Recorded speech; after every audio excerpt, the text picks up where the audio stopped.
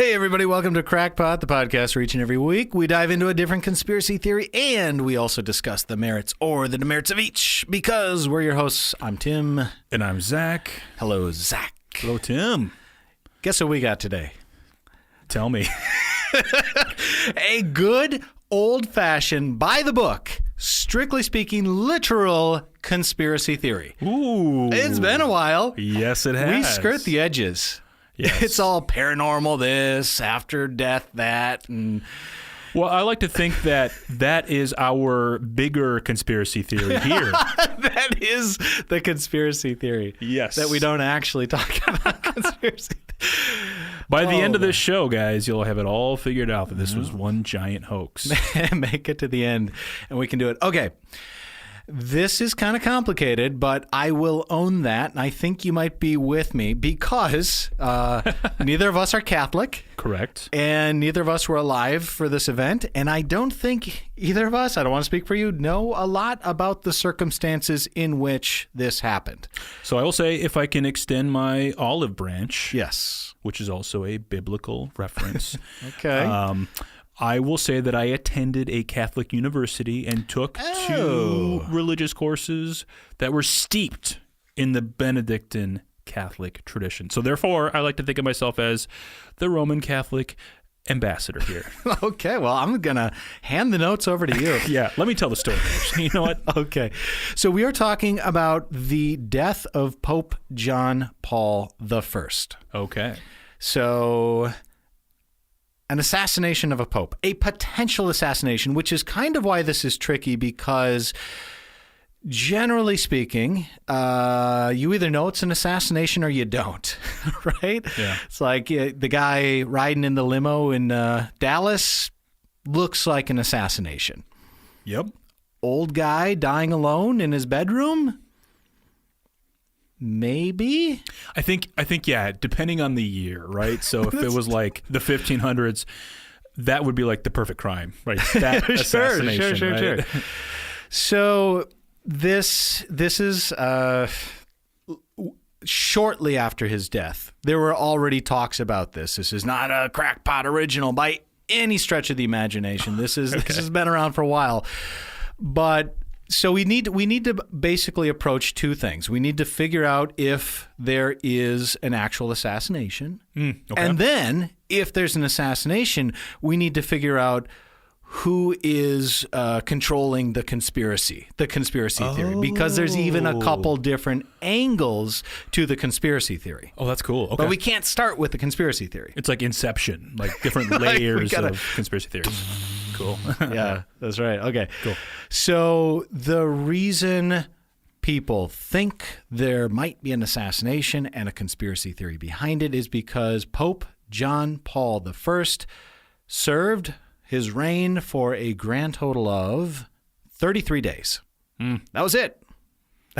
One of the shortest reigns in papal history. One of the... Well, yeah. Oh, yeah. There were a few shorter ones a while back, but it is the shortest reign since the early 1600s. So we can say in modern times at least. But then we know right afterwards that the Vatican lied about the circumstances of finding his body and some of the things around that.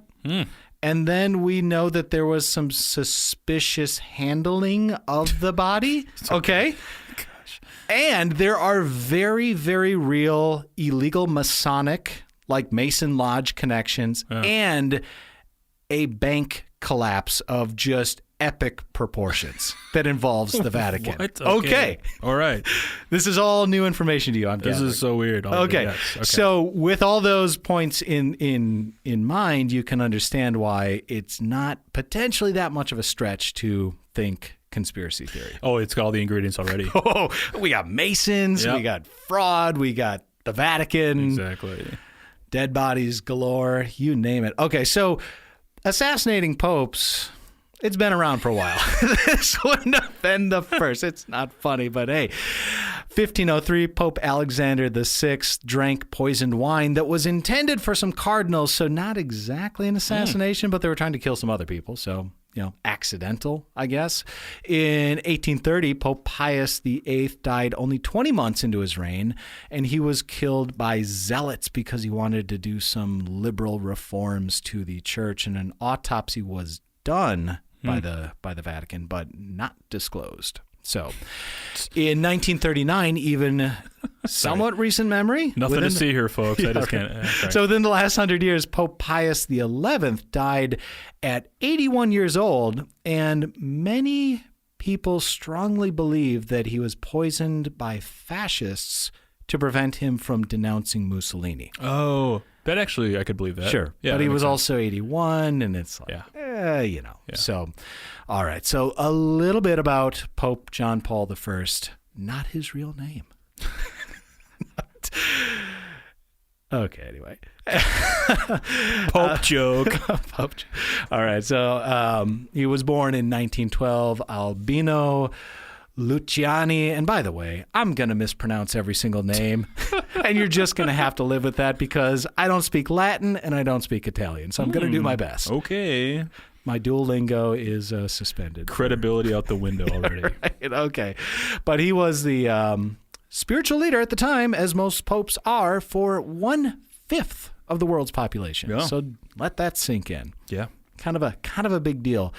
He died on September 29th, 1978 at 65 years old. Like I said, only 33 days after his election. You said 1978?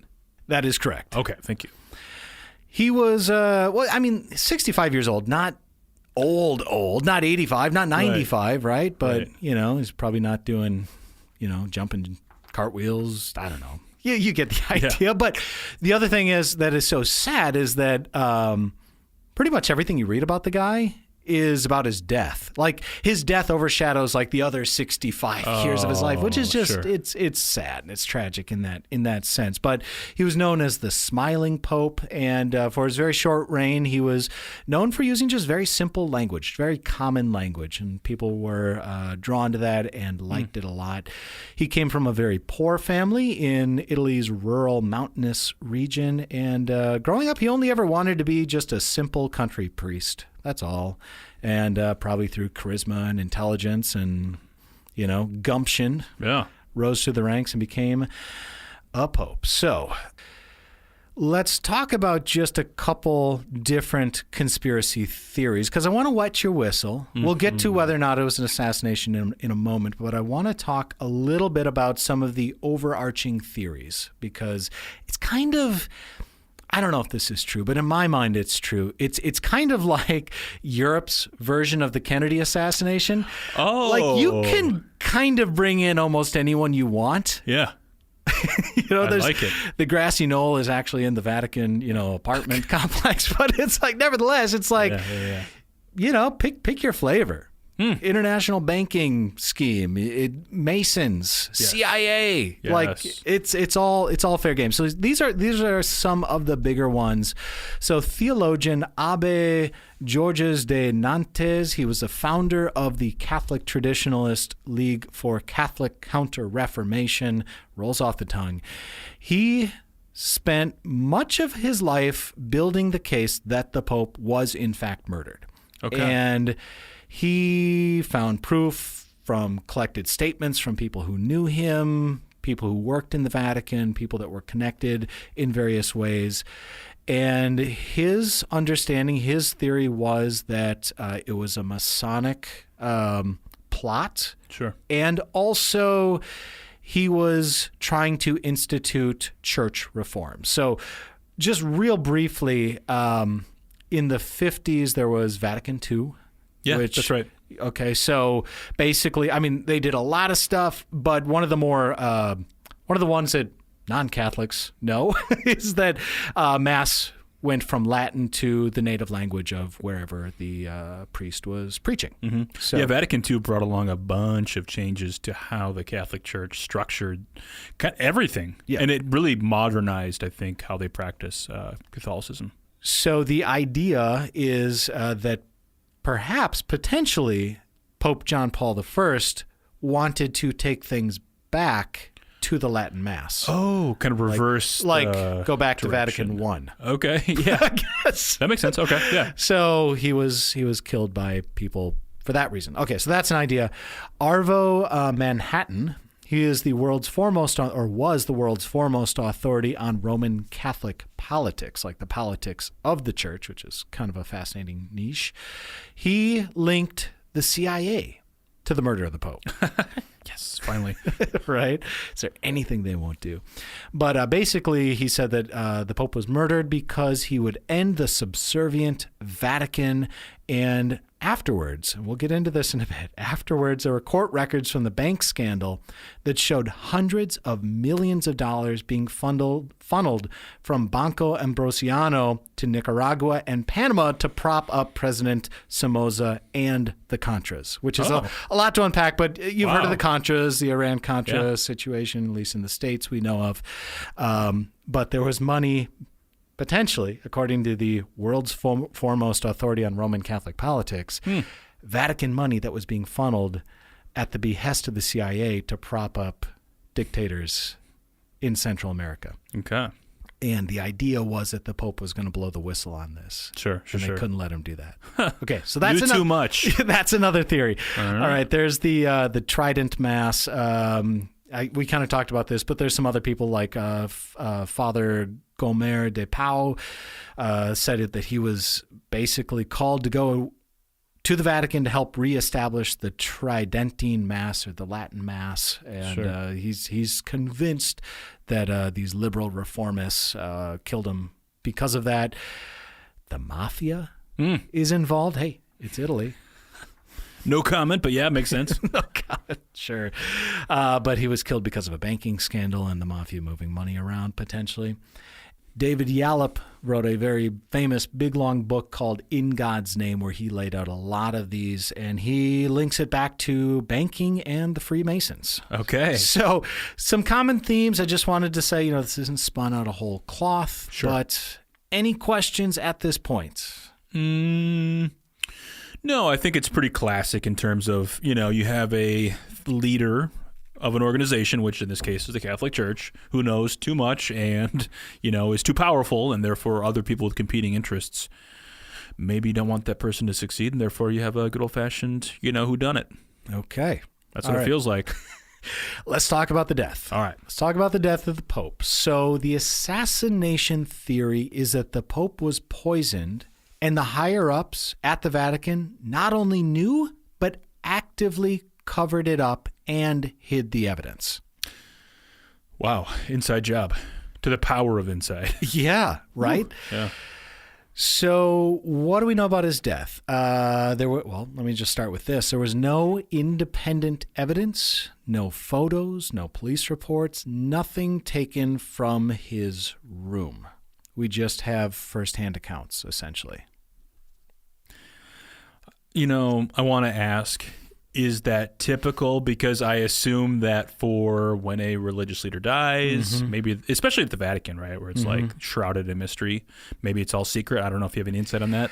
I don't on this specific point. Sure. But yeah, so this actually wouldn't surprise me if there wasn't like a huge open investigation. The Pope is dead. You don't need to come in and take photos. Yeah. You got other things you need to do, and we got other things we need to do. There's a lot of other inconsistencies that I can point to, but that's a great question. So the official story was that he died in bed, likely around 9:20 p.m., and they came out the next day, and they said the body was discovered in the morning by his personal secretary, Father McGee, and he was sitting up in bed in a reading position, and he was holding a copy of the Imitation of Christ, which is a Christian devotional dating back to the 1400s, and he had his glasses on his nose and a smile on his face. It's like you couldn't paint a more peaceful, serene picture. It's like he's reading about Jesus, and he passed away with a smile on his face. Yeah. It's like, that's beautiful. That is. It's just, So it's how you want to go, right? Exactly. So an independent coroner, after the fact, says, well, maybe he was sitting up and maybe he had his glasses on his nose, but he definitely did not have a smile on his face, because when you die, your face muscles will start to relax and droop. So it's like, okay, so you're lying. It's like, I'm not going to hang everything on that, but it immediately starts to poke holes in the whole story that the Vatican tells. I mean, they're clearly breaking the 9th commandment, which is like, okay. Yeah. Doesn't sound very Christian to me. No, it really doesn't. Yeah. It really doesn't. Okay. Later, they said that, well, actually, he was holding a collection of sermons and meditations. So it's like, well, so you even lied about what he was holding. It's like, what? Yeah. Come on. And there's a conspiracy theory that goes along with this that we won't go into in excruciating detail, that like what he was actually holding was the names of people that he was going to defrock and like kick out of the church because they were part of this banking scandal or part of an illegal Masonic lodge or whatever it might be. But anyway, so I really have no truth to back that. It's just like it's out there. But anyway, so you immediately have two inconsistencies that the Vatican has since walked back. And then they said, well, actually his body was found by a nun who brought him his morning coffee.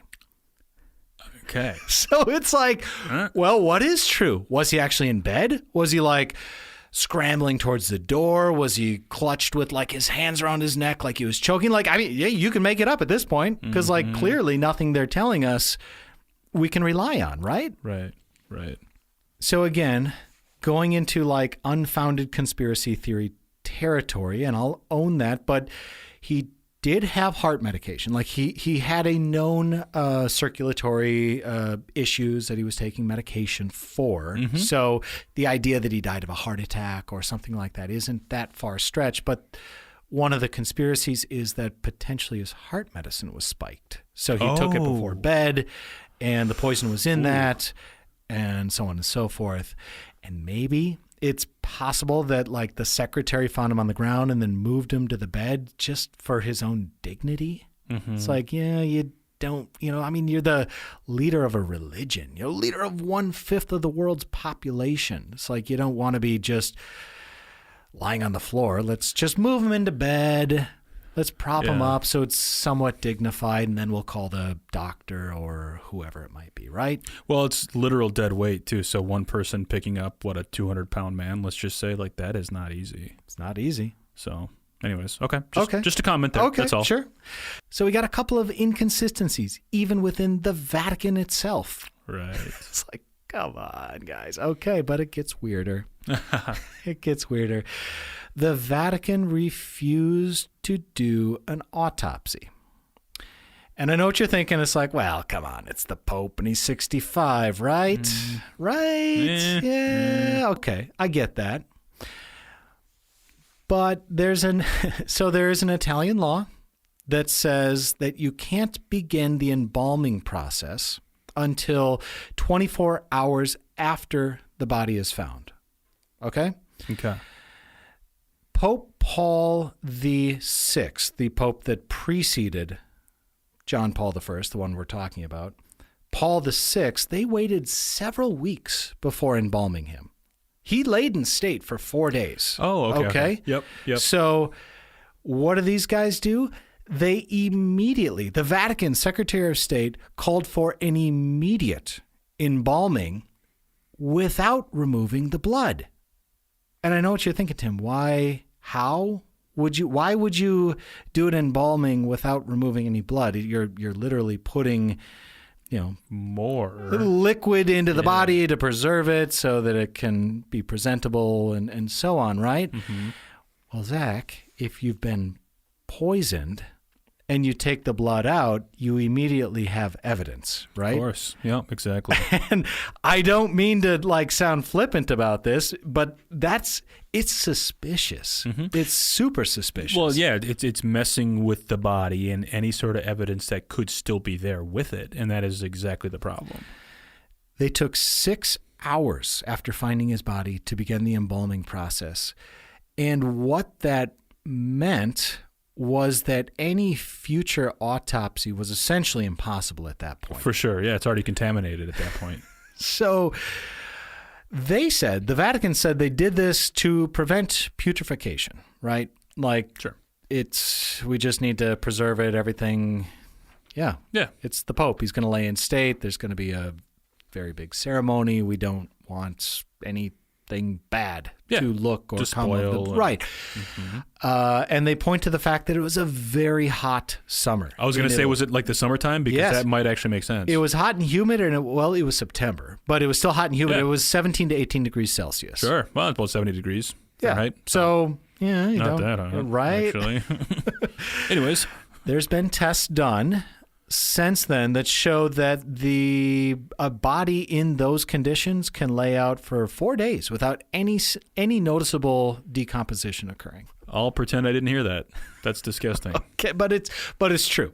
It's true. And they rushed to do this. They didn't take any blood out. Yes. They only put in embalming fluids, and they lied about how and where and when and all this sort of stuff about the body. Right. They had another 72 hours-ish. They could have gone, in theory, just letting them be. Yes. Okay. In fact, that's what they were supposed to do.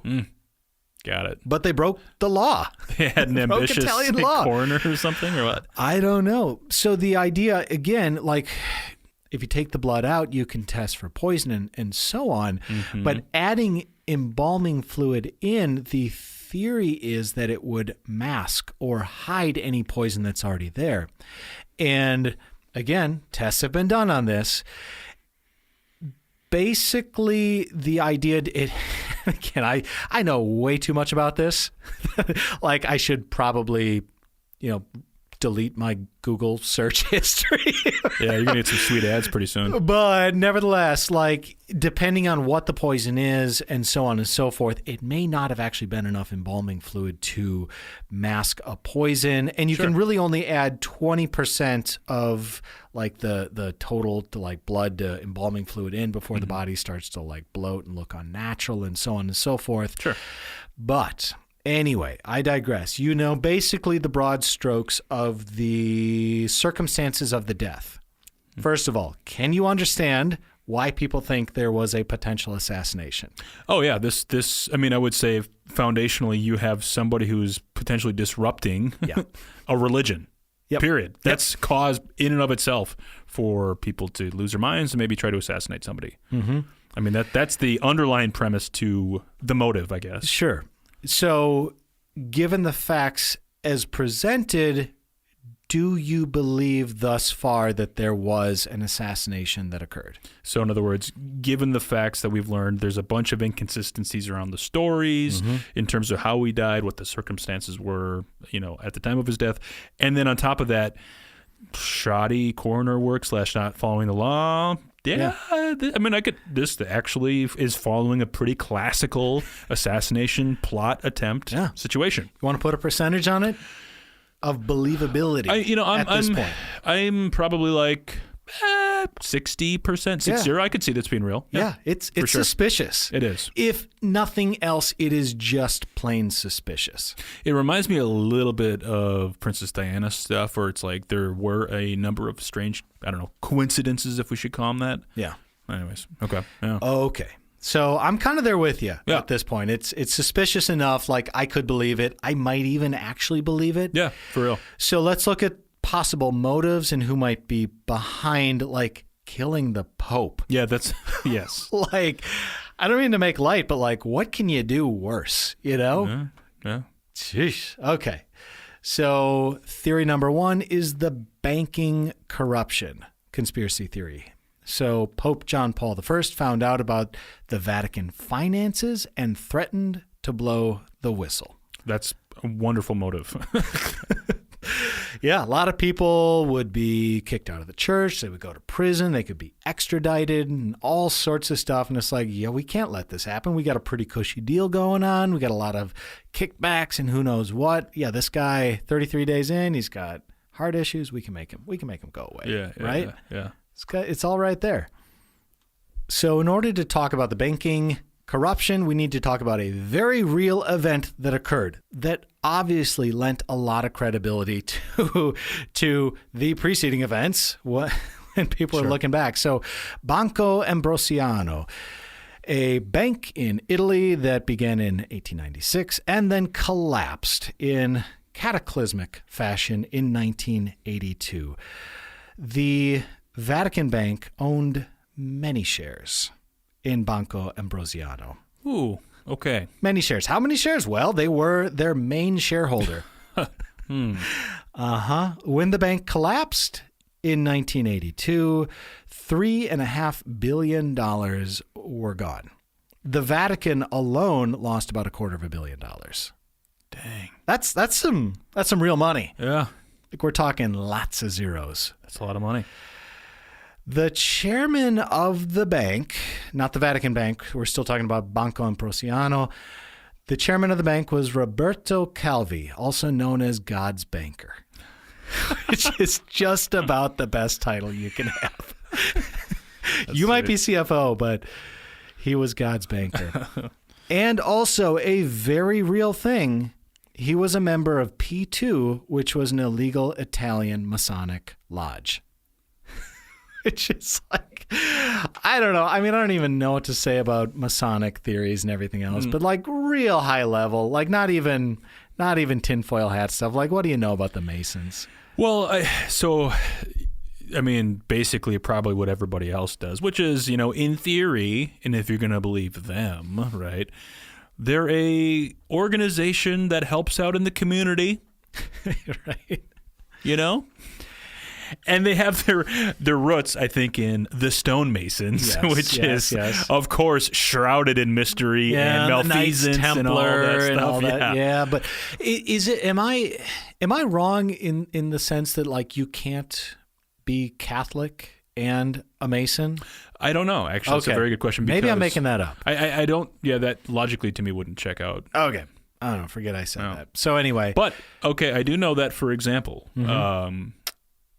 at my university, we couldn't have Greek organizations, fraternities, right? Yeah. So similarly, maybe you can't be part of something. Okay, all right. Yeah, I don't know. Anyway, this God's banker was a part of an illegal Masonic lodge. Okay, enough said. There you go. Fact. Okay. Calvi, God's banker, Roberto Calvi. He became the general manager of the bank in 1971, and then he was promoted to chairman of the bank in 1975. And in his time as chairman of the bank, he created offshore companies in the Bahamas and South America. He bought Italian newspapers. He involved the Vatican Bank. He was like, hey, Vatican, put your money here. Yeah, it's safe. It's good. Yeah. Bring it on over. And he was also very close with Bishop Marcinkus, who is an American bishop who we will go into more detail with later. But Bishop Marcinkus was head of the Vatican Bank, the Bank of the Vatican. Okay. Like maybe actually God's bank. I was going to say that checks out more to me. Right. Anyways, yeah. And I will just say, just to wet your whistle a little bit, after the Pope's death and the bank's collapse, Bishop Marcinkus was promoted to number 3 in the Vatican. Got a little bit of a promotion out of the whole deal, which is suspicious. A little sus, if you ask me, as the kids say. It's very Gen Z of you. Thank you. So also under Calvi's time as head of the bank, he funded Italian political parties on both sides of the ideological spectrum. Okay. Yeah, right. And he funded the Somoza dictatorship in Nicaragua and the Sandinista opposition, which potentially probably involves the CIA. Oh, for sure. Yes. 1,000%. I'm just trying to skirt around it. You're like, no, that's not even. Just call it what it is. Anyways. Which directly involved the CIA. Allegedly. You're going to come crashing through the windows here anymore. I know. Dude, there's a red dot on your forehead right now. Wait, what? Oh, my God. Okay, so the Vatican Bank, of course, was accused of funneling covert money to the Contras through Banco Ambrosiano. It's not hard to draw that conclusion. Yeah.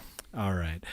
He also used a complex network of overseas banks and companies to move money in and out of Italy, inflate share prices, and secure massive unsecured loans. I mean, typical bank fraud. Like this sounds like laundering money. It is straight up. Just straight up. Yeah. It's like, look, every single year I get 10% increase on profits. It's a good investment every single year. It's like, wait a minute. Wait a minute. It's okay. So he was arrested in 1981 for being a member of the P2 Masonic Lodge, which, like I said, was an illegal lodge. And in 1982, the bank was unable to account for $1.287 billion, or in present dollars, $3.45 billion. Ooh. Some real money. That's real money. So he fled the country with a fake passport. His secretary left a note denouncing Calvi and then jumped from a window. Ooh. Right? And they found his body hanging from a bridge in London on June 18th, 1982. He was immediately ruled a suicide. The police looked into it later and said, maybe not, but we don't know. So maybe he was murdered as well to cover up what he may or may not start squealing to the police. Yeah, exactly. Holy smokes. Yeah. It's like a James Bond movie almost. This all happened like this. None of this is like speculation. Like all of this is real. So in July of 1982, the funds to offshore interests were cut off. Pope John Paul II pledged full transparency. He brought in a German financial expert to look at all the books, and the Vatican agreed to pay out a, quote, substantial sum to cover the losses without accepting liability. Paid him off? No, I mean, I'm just saying, like, they tried to make whole without taking responsibilities. It just kind of is what it is. So right. The idea to thread the needle back to the assassination is that Pope John Paul I, early in his reign, he's learning the ropes. He's learning where the bathroom is and which seat at the cafeteria he sits at, right? Yep. He requests to see the Vatican financials. Mistake number one. You're right. They show it to him. He starts looking into it, and he starts seeing all sorts of illegal activity, which is real. There are illegal activities occurring. He starts to get wind of this. He's seeing funneling money to corrupt dictators, armed rebels, laundering, offshore accounts. And he's like, no, we're the Vatican. I'm the Pope. This can't happen. Yeah. I'm shutting this down. And within 33 days, he wakes up dead. What do you think? This could make sense, and it does make sense, actually. Like, it's there. It's all there. Okay. Where I get a little bit caught up in this, though, in terms of the details, and where it doesn't seem that plausible, is like that's some forensic level accounting, I think, maybe. I mean, I don't know. Maybe it's as simple as pulling some bank statements, but it seems like within such a short amount of time to figure a lot of that stuff out. Seems like maybe I'm playing devil's advocate here. I get it. It's like how do you uncover that level of fraud so quickly in such a short amount of time? Yeah. Because again, I mean, you have to understand that the bank that collapsed was not the Vatican Bank, right? But the Vatican Bank was pumping a lot of money. Was the main shareholder in the bank that did collapse. Exactly. So that to me is like, okay, if I'm going to pick it apart, I'd say that would be one quick thing, maybe. Sure. Or. To play devil's advocate off of that, it's like maybe the fraud was just that rampant. Well, I was going to say, okay, you could also say that, and or he knew this maybe ahead of time too, before his previous role. Yeah. His summer internship role as the Pope. I think that's how that works. But so like, yeah, maybe he was well known to be some sort of, he's forensic accountant. Yeah, he's a super genius. Then they probably wouldn't have elected him to Pope because theoretically, the people that actually pulled this off were the cardinals and the bishops that were involved in the election and Right. pulling the levers behind the scenes, and there would be no way that they would let someone like that in. Yeah, exactly. Right? Exactly. So maybe someone tipped him off. Yeah. Maybe he just started asking too many questions, and you can't like deny giving documents to the Pope when he asks for them, and he's just like, oh, okay, let me see the bank statements from Q3 of 74. Oh, holy smokes. Yeah. And then, on and on. It's like, I don't know, maybe. Maybe he did ask for those things. Like, yeah, we'll get it to you, and they just never did. And then it was 33 He's days asking later. too many questions. Yeah. Let's just be done with this. Okay, so believability scale of this particular conspiracy theory. Oh, I could totally believe it. I'm Yeah. not saying I do. I'm just saying. Okay, yes, I could also believe it. I mean, this seems. I am pinning you down. Do you actually believe this? I'll stick around the 60% Whoa, mark. I could, yeah. Okay. I just, without knowing a ton more about it, it makes a lot of sense. It does. It really does. Yeah. Like, it's not crazy. You don't have to take a lot of leaps to get there. No, exactly right. And I would say, if there were, more leaps of logic that I would have to take or suspend belief for a minute, I'd be like, yeah, no, it's not real. But like, no, to me, it's actually pretty clear. Okay. So there, like I said at the outset, there's a lot of different conspiracy theories that people talk about, but that's the big one. And a lot of them basically revolve or spin off of that because the banking collapse was very real. It was a very real thing, and headlines across the world. The Pope's death was a very real thing. The two were just short enough or close enough in proximity and time and location, let's be honest, that it wasn't hard to draw that connection. So when you start talking about the CIA or anything else, it's all pretty much being spun off of that. This one, yes, it comes off of it, but also it involves the Mafia, which, I don't know. I feel like we don't talk about the Mafia enough. we don't. Do you? I just a quick aside. Do you like Mafia movies, mob movies? Yeah. I mean, I watched the whole Sopranos, which is not, I guess. You watched the whole Sopranos? I've watched every episode of every season. There's a lot. Well, like 7 seasons or something? I think it's 8. Oh my 9. God. Each episode's like 45 minutes. Yeah. Wow. Is it worth it? Yeah. It's not very exciting, but it's. That's everyone's reaction. They're like, yeah, I don't regret it. I don't recommend it necessarily. I kept waiting for it to get really good, and by like season 4, I'm like, okay, this is good. Well, this is just baseline good. Yeah, it's just, and then it just kind of keeps that up. Yeah. Yeah, so I would say It's if you've not- got like a year to waste, Not watch it. dissimilar to certain podcasts. You said it, not me. Okay. Okay. Anyway, movies. Any mob movies? No, I've never seen seen The a single Godfathers? one. I've seen The Godfathers. Yeah. Yes. Do you know Godfather 3, which is not good? That's not a hot take, but like the assassination of the Pope is part of a plot within that. But at that aside, did you see 1 and 2? So 1 and 2, yes. Favorite. 2 is probably my favorite movie. I've Nice. said that about too many movies for anyone to actually take me seriously. But did you ever see Goodfellas? Many years ago. Okay. Yes. I saw it when I was in college. It was like just on. Sure. Yeah. Okay.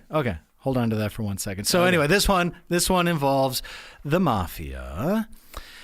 And it is told by a former mobster. I don't know his current affiliation, but Anthony. Allegedly. No, he's pretty outspoken about his ties, but Anthony Raimondi. Okay. He is the nephew of Lucky Luciano. Ever heard of him? Actually, I think I have. Yes. The father of organized crime in the United States. That's his uncle. Okay. He was an enforcer for the Colombo family. He survived being shot once and stabbed twice, I think 3 separate occasions. So this guy's got stories to tell. And by the way, he tells them. He tells a lot of stories. But he was also involved in the 1978 Lufthansa air terminal heist in New York City, which was made famous by the movie Goodfellas, in which a bunch of mobsters stole $6 million worth of cash and jewels. Interesting, huh? Mm-hmm. That's this guy. Mm-hmm. Okay. Well connected. All right. His uncle, Lucky Luciano, his cousin was head of the Vatican Bank. There we go. Archbishop Paul Markiankis. Jeez. Right? Uh-huh. That's his cousin.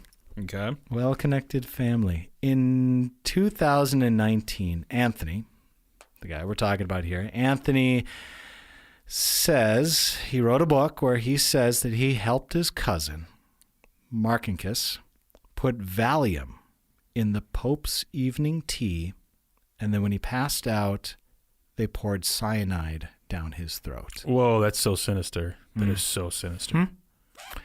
Yeah. His cousin flew to America. He's like, I can't talk over the phones. Obviously, I can't send you a letter. So No he kidding. flew to New York, and he said, look, the Pope is about to expose a $100 billion Vatican bank fraud that we got going on, and he needs to die.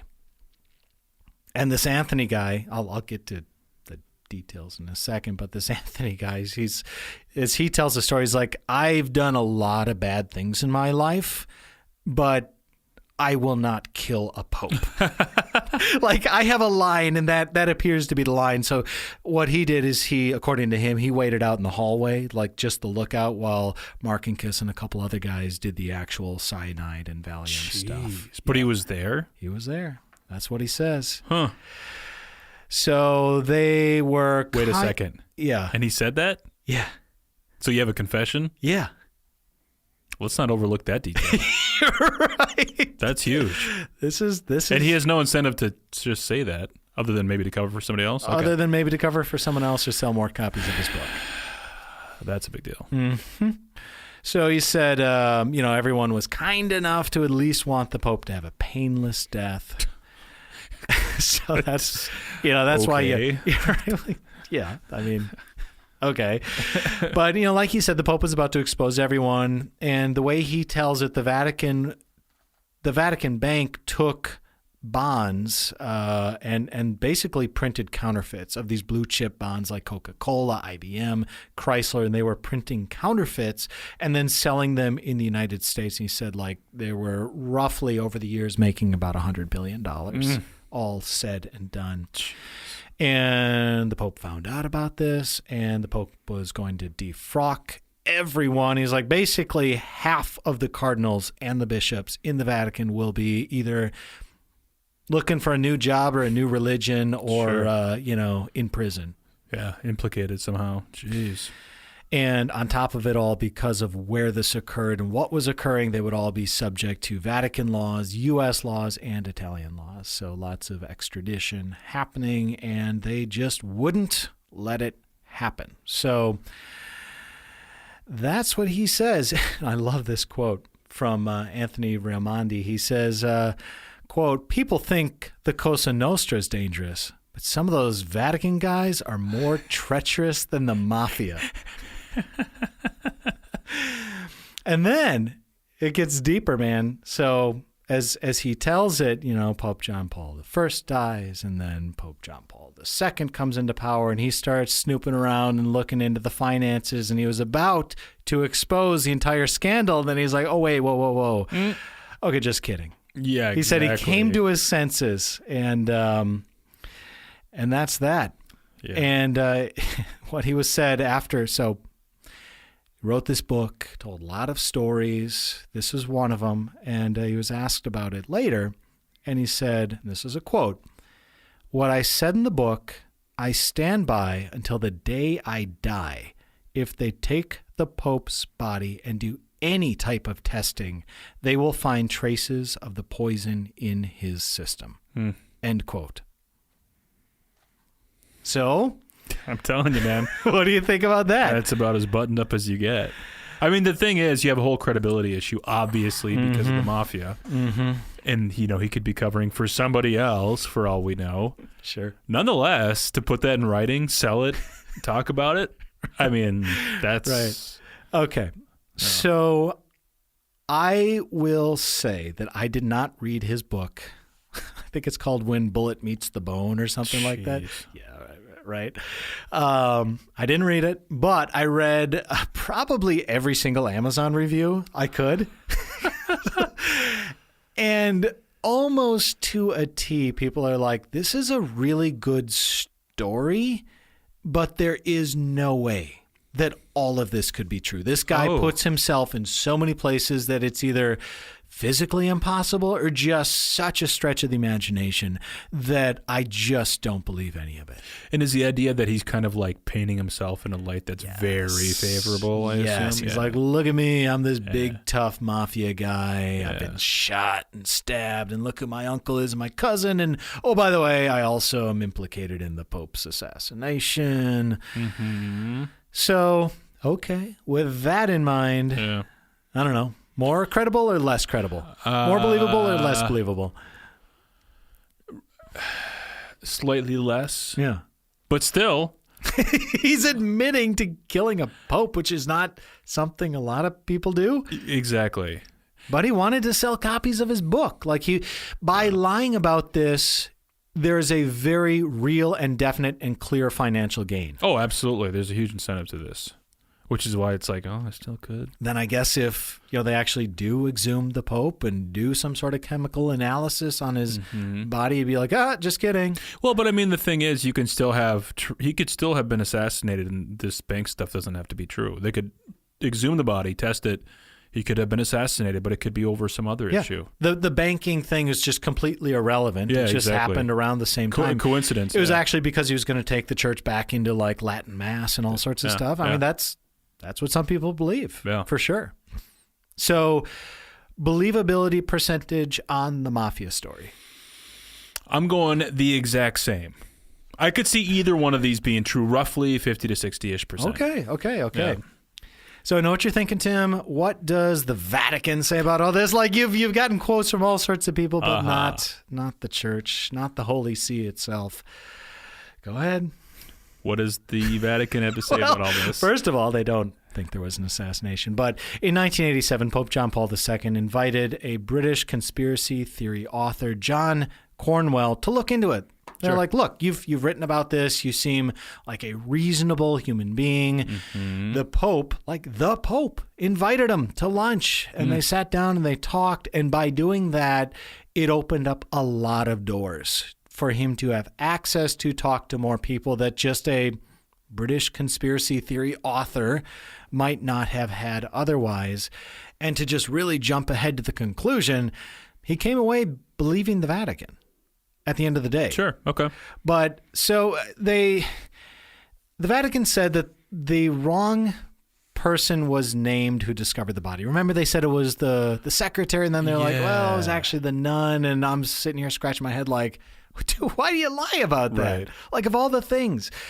They said it was because they were embarrassed that there was a nun working in the papal apartments. Okay. Okay. I mean, I guess, but just own it. Like, she's either working there or she's not. Like, there could be, it could be much worse than that, I would say. But yeah, okay. Maybe there, but I suppose that's the implication. Yeah, right. I suppose is that a woman has access to the Pope's living quarters. My God, what's going to happen next? Right. And they found, or I should say, specifically John Cornwell in his research and talking to people, found that Pope John Paul I, he had no appetite for financial information. Sure. He just didn't care. Yeah. He never did, like, throughout his entire life. And it's like, there's no way that all of a sudden at 65 years old, within 32 days, he's going to, like, become a super, accounting genius or something. Exactly, dude. That was, to me, like, the thing that was maybe most, like, glaring. But then again, isn't that what they would tell someone if they're trying to debunk the whole thing? 100%. So, I mean, you got to take it all with a grain of salt, right? Exactly. It's so weird. All right. He found no secret agenda. He found nothing like that. And they just kept pointing out that the fact that the Pope had circulatory problems. His lower legs were swollen. He had a recent blood clot in his eye, and they showed him the medical records that he was treated for just like a couple weeks before he passed. He complained of chest pains the night before he died. And on top of all that, it may, in fact, also be hereditary because there's a number of people in the Pope's family that also died very sudden deaths. Mm-hmm. And you also need to remember the time and the location. We're talking rural Italy, and we're talking, probably not a major medical facility nearby. If someone dies suddenly, I don't know, they're probably not going to do an autopsy, but you can probably in hindsight draw a conclusion that maybe it's a heart attack. That's not a huge stretch of the imagination, right? Exactly right. So a hereditary history of heart disease, taking blood medication, has a blood clot in his eye, no history of financial wherewithal, right? Yeah. So now what do you think? Well, I'll keep it the same. I still think it could be either, honestly, or heck, 50-50. I could see it going either something totally innocuous or something actually more serious. Yeah. So that's right. That's exactly where I land. 50-50 could be an inside job or not. Or an outside job. That's a cop-out. I don't know. Where'd you come down? About the Classic. I mean, seriously, because it's very, I mean, you can. It's not a stretch. It's not a stretch to believe it, and it's not a stretch not to believe it. I tell you, I do not believe the Mafia story. I just don't. The guy seems like he's just blowing smoke. He's just trying to make himself seem bigger than he is. But I don't know. Maybe there's something to it. All right, everybody. Thank you so much for tuning in this week. I hope you liked it. Happy New Year, if we haven't wished you that already. And yeah.